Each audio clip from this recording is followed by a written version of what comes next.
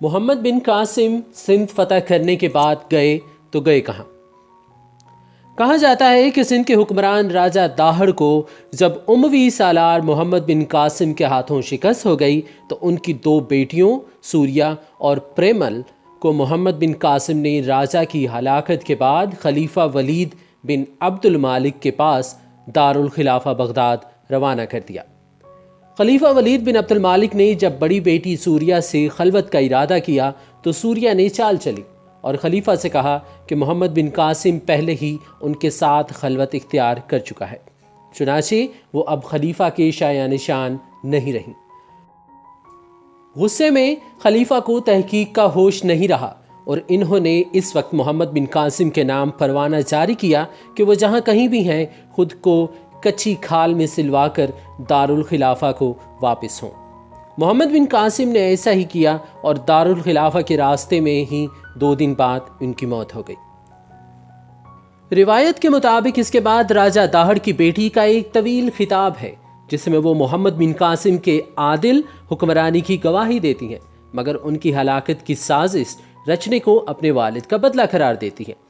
اس کتاب میں وہ محمد بن قاسم کے بارے میں بھی کہتی ہیں کہ انہیں فرما برداری میں بھی عقل سے کام لینا چاہیے تھا، اور خلیفہ کو بھی کہتی ہیں کہ اسے بھی سنی سنائی بات پر اتنا سخت حکم جاری کرنے سے قبل تحقیق کر لینی چاہیے تھی۔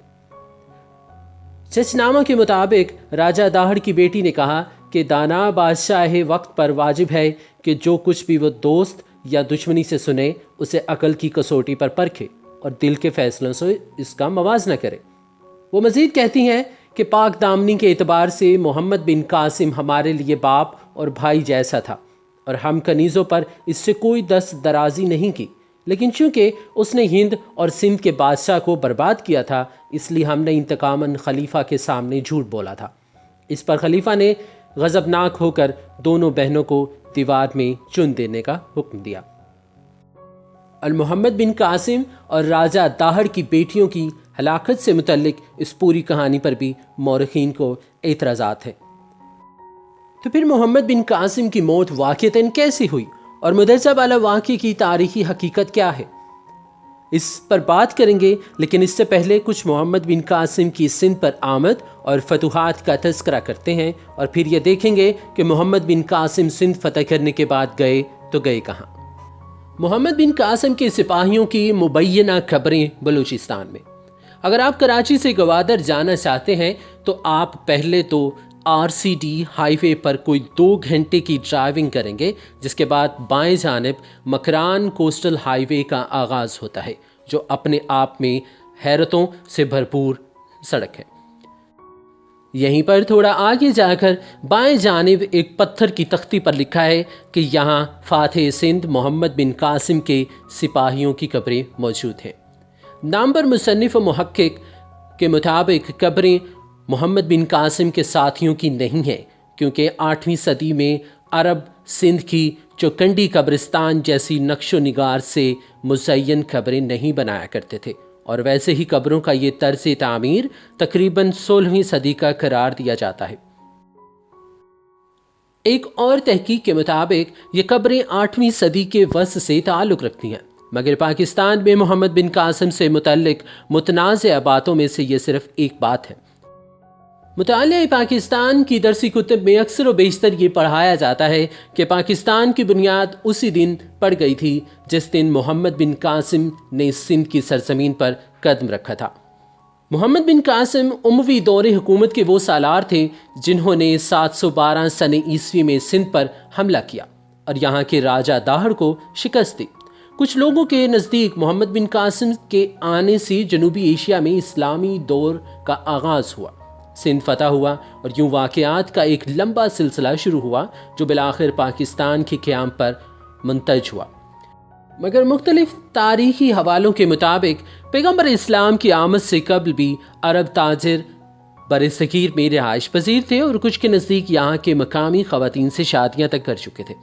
کتاب the great Mughals and dear India میں مصنف کی طرف سے لکھا گیا کہ انڈیا کے جنوب میں مغرب میں مالابار کے ساحلی علاقے موجودہ کرناٹک اور کیرالا میں عرب تاجر یہاں پہلے سے مقیم تھے، اور جب خطہ عرب میں اسلام آیا تو ممکنہ طور پر ان عربوں نے بھی اسلام قبول کیا ہوگا۔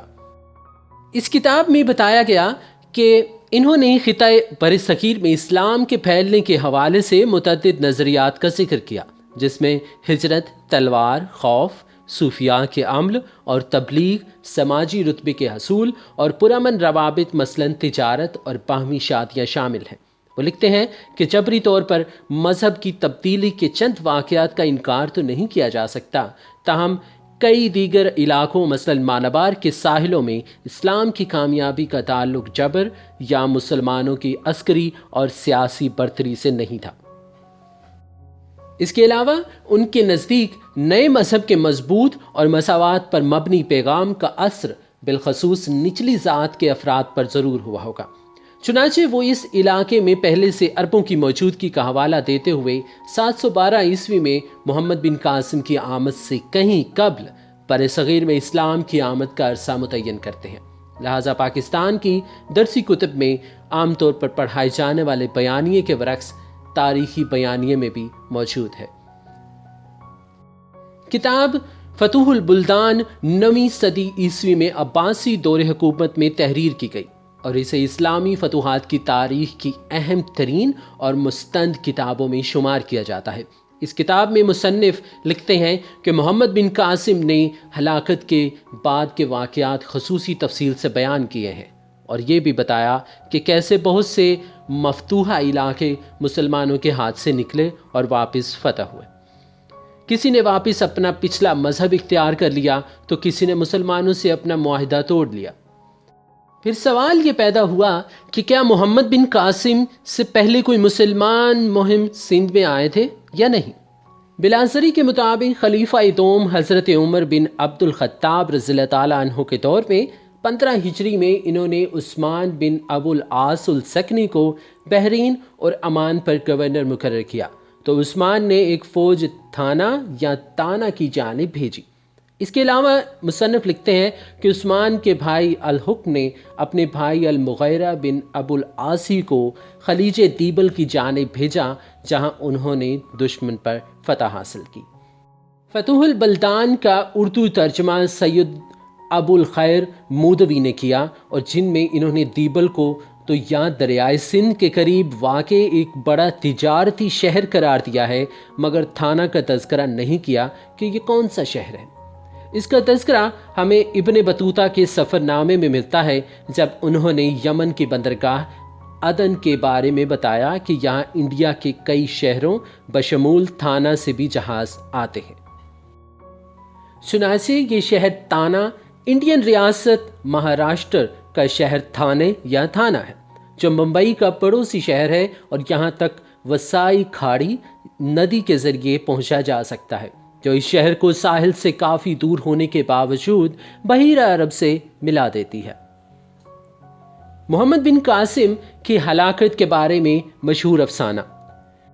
ڈاکٹر این بلوچ کا چھ نامہ پر تحریر کیا گیا مقدمہ بھی اپنے آپ میں ایک پوری کتاب ہے، جس میں انہوں نے محمد بن قاسم کی ہلاکت اور پھر راجہ داہڑ کی بیٹیوں کی بغداد کی کسی دیوار میں چن دیے جانے کی کہانی کو کہانی ہی قرار دیا، حقیقت نہیں۔ سب سے پہلے تو اس کہانی کے مطابق خلیفہ نے محمد بن قاسم کو دارالخلافہ بغداد بلوایا، چنانچہ اس زمانے میں بغداد کا وجود نہیں تھا بلکہ دارالخلافہ دمشق تھا۔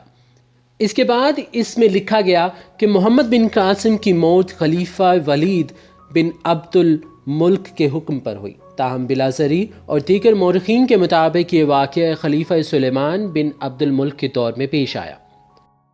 بلازری کے مطابق ولید بن عبد الملک کی موت کے بعد سلمان بن عبد الملک حکمران ہوئے اور انہوں نے صالح بن عبد الرحمن کو عراق کا ولی اور یزید بن ابی قبشہ کو سندھ کا عملدار قرار دیا۔ یزید نے محمد بن قاسم کو گرفتار کر کے صالح کے پاس عراق بھیج دیا، جہاں انہیں حجاج بن یوسف کے سابقہ انتظامی ہیڈ کوارٹر واسط کے ایک عقوبت خانے میں قید کر کے ایذا رسائیاں کی گئیں اور وہ ہلاک ہو گئے۔ اسی بیان کی تصدیق تاریخ ابن خلدون سے بھی ہوتی ہے۔ فتوح البلدان میں لکھا ہے کہ جب محمد بن قاسم قید میں تھے تو انہوں نے اپنے ساتھ ہونے والے سلوک پر یہ اشعار کہے: ہر چند کے میں واسط میں بیڑیوں میں جکڑا ہوا ہوں، مگر کبھی میں نے ایران کے کتنے ہی شاہ سوار زیر کیے اور اپنے جیسے کتنے ہی پہلوانوں کو بچھاڑا ہے۔ ایک اور شعر جو محمد بن قاسم نے منسوب کیا ہے کہ وہ کچھ یوں ہے: انہوں نے مجھے ضائع کر دیا جو ان میں سے ایسا کہ مرد نبرد اور سرحد کا محافظ تھا۔ چنانچہ محمد بن قاسم کی معزولی اور ہلاکت سے اس دور میں ہونے والے سیاسی سازشیں اور آپسی دشمنیاں بھرپور انداز میں عیاں ہو جاتی ہیں۔ آج کے لیے اتنا ہی۔ اگر آپ کو آج کی ہماری ویڈیو پسند آئے تو دوستوں کے ساتھ شیئر کیجیے گا، اس چینل کو بھی سبسکرائب کیجیے اور بیل آئیکن کو ضرور دبائیے تاکہ ہر نئے آنے والی ویڈیو آپ تک بآسانی پہنچ سکے۔ ملتے ہیں ایک نئی ویڈیو کے ساتھ، اپنا خیال رکھیے، اللہ حافظ۔